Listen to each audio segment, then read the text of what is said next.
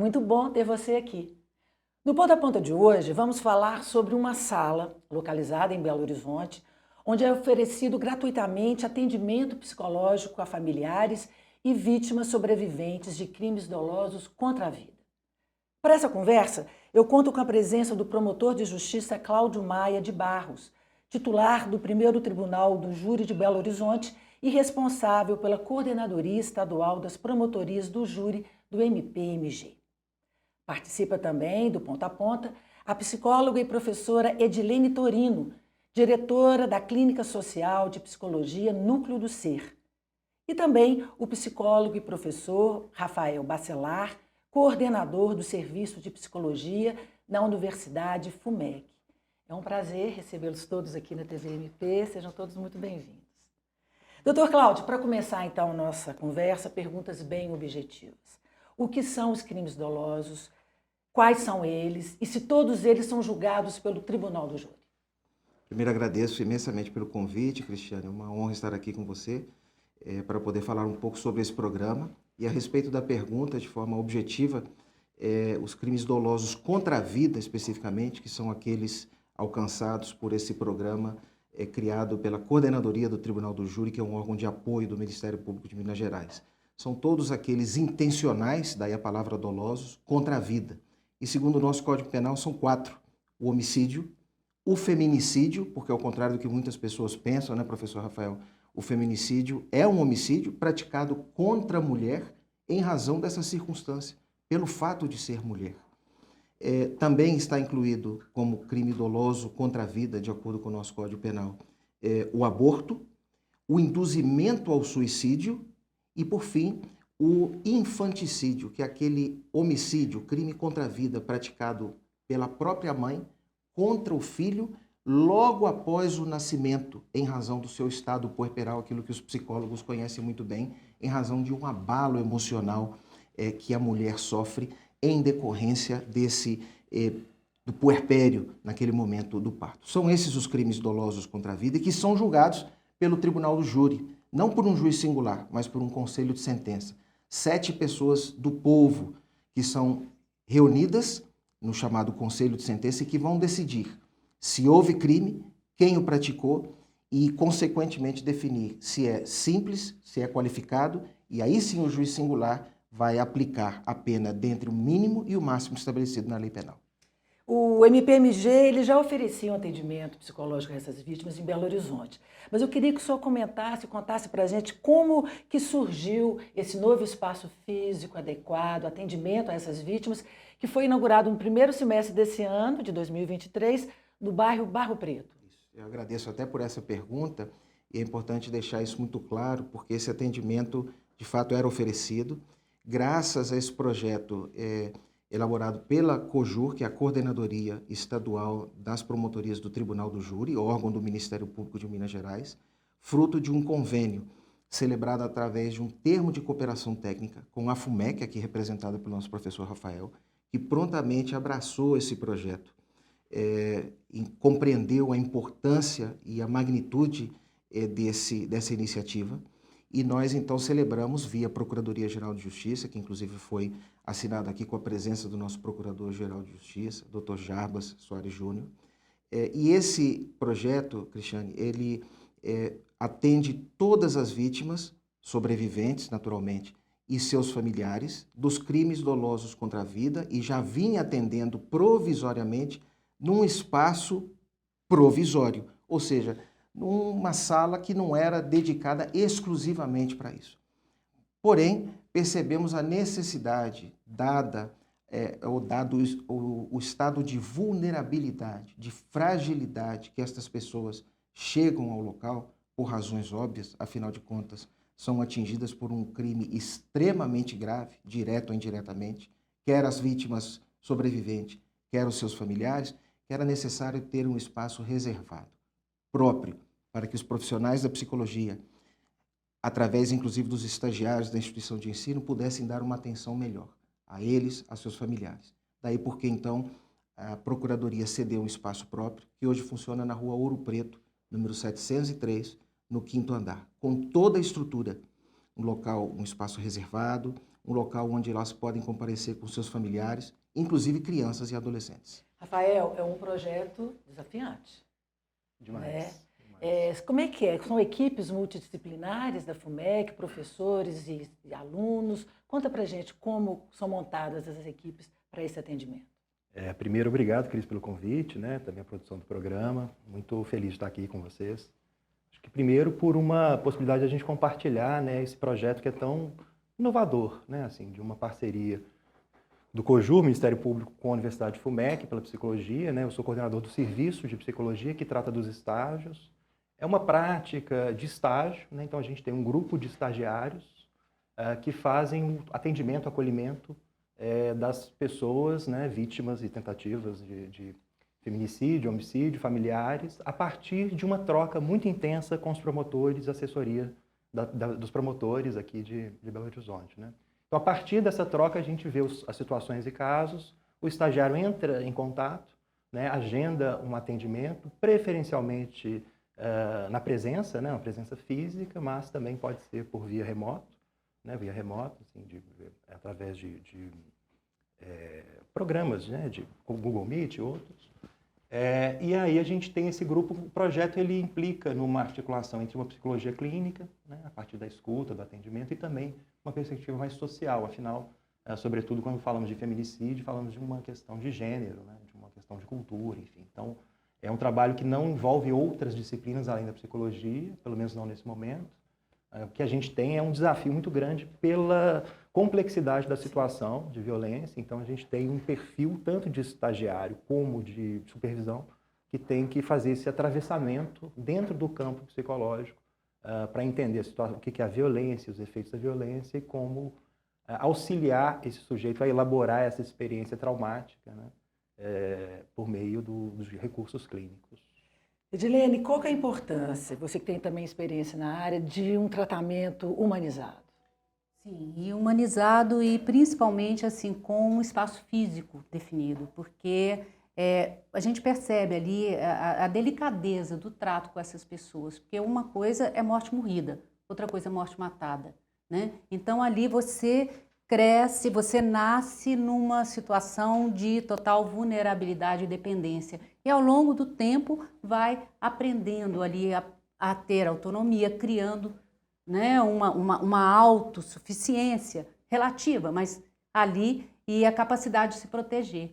E uma situação dessa é de total vulnerabilidade. Então o sentimento de impotência é muito grande.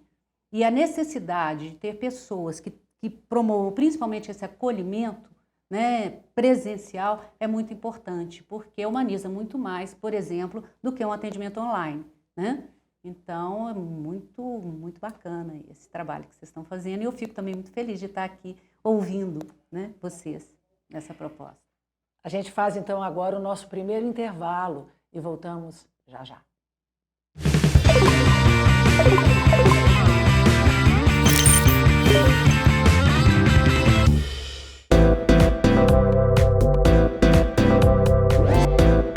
TVMP, em todo lugar, ao seu lado. Realização: Ministério Público de Minas Gerais.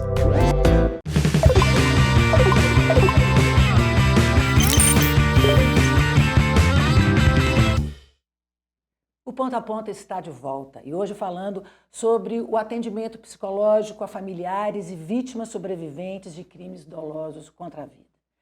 Rafael, a violência é um dos fenômenos dos mais desafiadores para o trabalho dos psicólogos, né? Qual que é a postura, então, que um profissional, que um psicólogo deve ter diante de uma vítima de violência? Uma pergunta importantíssima, né? Assim, é uma situação de um trauma causado, né, que estabelece ali feridas, né, extremamente profundas. Os casos que a gente acompanha, né, pela Universidade FUMEC, a partir do projeto, né, em parceria com o Ministério Público, a gente vai ter um rastro dessa violência que não é uma violência abstrata, não é uma violência generalizada, é uma violência que tem uma história, né? Há uma passagem que ficou famosa pela Hannah Arendt que diz que toda história, toda situação pode ser suportada se sobre ela contar uma história, né? De algum modo, acho um pouco otimista, não sei se toda história pode ser suportada de fato, mas de algum modo acho que inspira, né, a atitude de permitir um espaço de elaboração dessa história de violência e de tragédia, né? De algum modo a gente não está falando de outra coisa neste projeto especificamente, né? Assim, a gente tem, a partir do trabalho frente a frente do estagiário com as vítimas e familiares, a partir de uma supervisão muito intensa que a professora Carmen Schaeffer que dá, né, pela Universidade FUMEC, a gente vai buscar esse espaço próprio. Quer dizer, a gente está falando de um grupo de pessoas, a maior parte delas de um estrato social com menos recursos financeiros, né? Então a gente vai, que chegam ali por causa de uma denúncia, por causa de um crime, estabelecer ali um certo de pacto, um estagiário, para tentar estabelecer um espaço que ele possa elaborar, né? Então é uma pergunta muito difícil, assim, porque de algum modo a violência ela causa inclusive ao próprio psicólogo ou estagiário. Então a supervisão ajuda e é necessária nessa estrutura. A gente também pede para os estagiários estarem em terapia, né? De algum modo a pessoa vai lidar com histórias ali... Não, afeta, né? Afeta ela própria. Uma história, por exemplo, do marido que matou a esposa na frente do filho adolescente. O filho adolescente chega para atender. Quer dizer, muito difícil uma pessoa ouvir essa história, mesmo preparada tecnicamente, e não se impactar um pouco pela rede. Então, a supervisão em grupo, conversar com os colegas estagiários, conversar na supervisão, é necessário, né? Agora, concluir essa pergunta, acho que é um desafio, de certa forma, necessário e impossível, né? Porque, de alguma forma, a gente vai estar sempre afetado por essa experiência, né? Dilene, você concorda com o Rafael? Gostaria de acrescentar alguma observação? Eu acho muito importante isso que ele está falando, a questão da supervisão, a questão desse apoio e do trauma em si, né? Porque ali a pessoa vai chegar com trauma. E nós entendemos que esse trauma, né? Teve uma vez uma cliente que diz assim, a vida é uma sucessão de traumas. Aí eu disse a ela, a vida é uma sucessão de superação de traumas. Então, traumas nós estamos expostos aí a todo momento, em graus e níveis diferenciados. Mas esses traumas são mais profundos e podem levar, inclusive, a um TEPT, né? Que é um transtorno do estresse pós-traumático que se estende a outras áreas da vida e durante muitos anos. Então, esse atendimento assim, bem focal, bem emergencial, né? Atende até como uma prevenção de um TEPT. Então, é muito, muito bacana mesmo. Doutor Cláudio, além desse atendimento psicológico, há um acompanhamento jurídico a essas vítimas? Sim, e é necessário, é pressuposto desse acolhimento, Cristiane, que esse acolhimento passe também pela informação do processo. Isso faz parte ou é inerente a esse trauma, ou essa ansiedade, ou essa angústia de quem vive esse trauma que se referia a professora. Por quê? Esse estresse passa ou começa com a prática homicida, seja ela consumada, seja ela tentada, envolvendo inclusive os familiares. É natural de qualquer ser humano que ele queira saber o desdobramento, o resultado daquilo que lhe afetou, em qualquer aspecto da vida. E não é diferente em relação àquele que é atingido por algo tão grave como é a prática de um crime de homicídio, consumado ou tentado. Naturalmente, então, com algo tão complexo como é o crime de homicídio, que envolve um processo tão longo, notadamente o crime que é de competência do tribunal do júri, que é dito bifásico, que tem um procedimento em 2 fases. O familiar quer saber quais são as etapas, como funciona, qual o desdobramento, qual a próxima fase, o que acontece depois que ela foi ouvida na fase policial, quais são as etapas do processo judicial. É um processo longo, É né? longo, então ela precisa saber.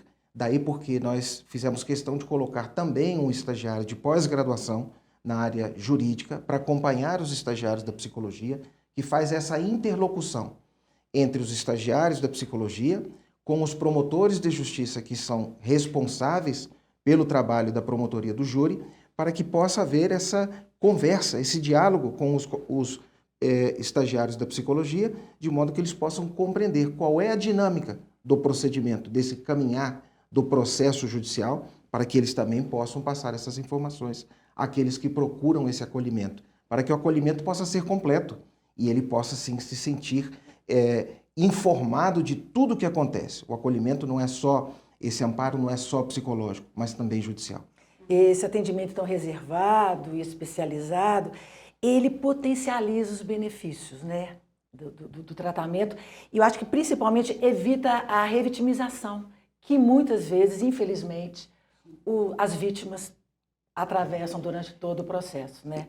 Queria que o senhor falasse um pouco sobre essa revitimização, como trabalhar, como evitá-la, né? Esse é um ponto, ao mesmo tempo que de extrema relevância, Cristiane, muito sensível. O professor Rafael, que está lá agora trabalhando com isso, sabe, assim como a professora Carmen, coordenadora do curso, e os estagiários que passaram por lá, não por acaso alguns, inclusive, não conseguiram se identificar com isso, dada a gravidade do dia a dia, do que se lida com as pessoas que ali são atendidas. As pessoas chegam ali, como eu disse, extremamente fragilizadas. Muitas vítimas sobreviventes que ali passam pelo atendimento, professora, são também testemunhas.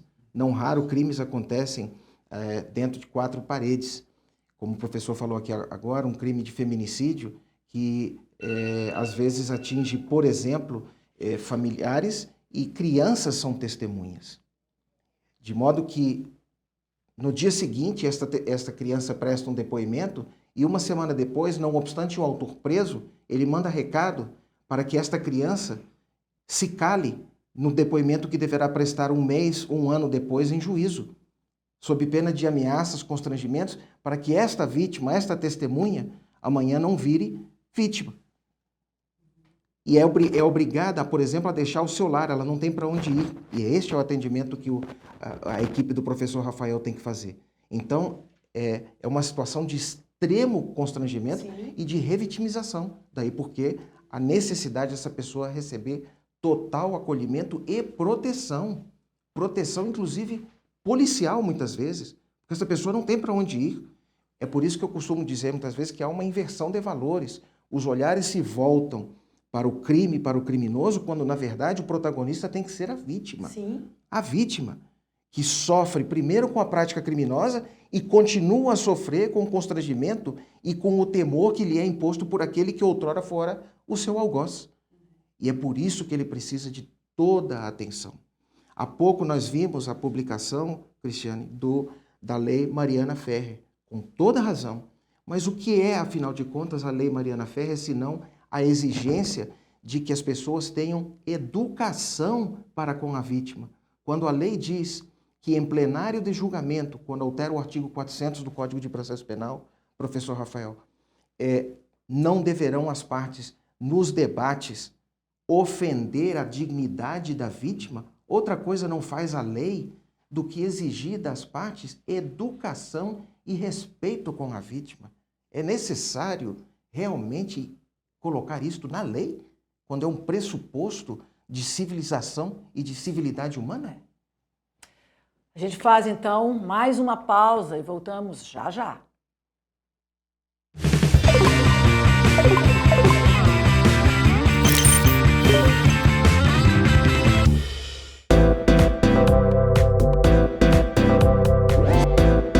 TVMP, em todo lugar, ao seu lado. Realização: Ministério Público de Minas Gerais.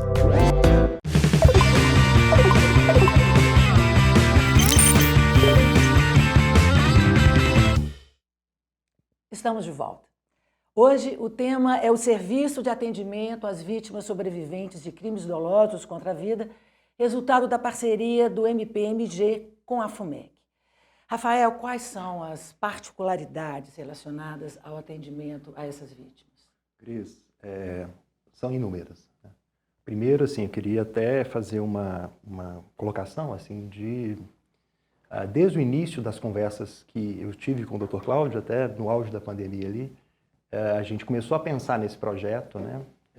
Que é muito gratificante ver a sala, uma sala extremamente adequada, bonita, bem cuidada, tem brinquedo, tem uma série de espaços mesmo diferentes para o atendimento, né? Então é uma alegria ver isso acontecer e, sobretudo, ver o cuidado, né, que o COJUR, que os promotores, e aqui, né, na figura do Dr. Cláudio, dão para essas pessoas, né, familiares e vítimas. Se a gente pensar, quer dizer, o trabalho deles o fim não seria esse, né, de cuidar dessas pessoas, mas de algum modo abraçaram essa questão e a gente vê que as especificidades e particularidades da situação são inúmeras. Por exemplo, a gente discutiu a questão de conseguir meio de transporte para familiares e vítimas chegarem para o atendimento. Porque a gente fala, né, as pessoas com maior poder aquisitivo, elas têm outras formas de atendimento, de tratamento, enfim, elas também chegam, mas elas não vão ficar no projeto muitas vezes porque elas têm outros meios, né, de responder. Então, situação social importantíssima, a situação, de alguma forma, desse trauma que a gente já falou um pouco, né, no bloco anterior, particularidades em relação à experiência daquela cena. Então, se a gente tem, por exemplo, situações de mulheres que foram vítimas de tentativas de feminicídio e querem retornar para os companheiros, que coloca novos desafios ali.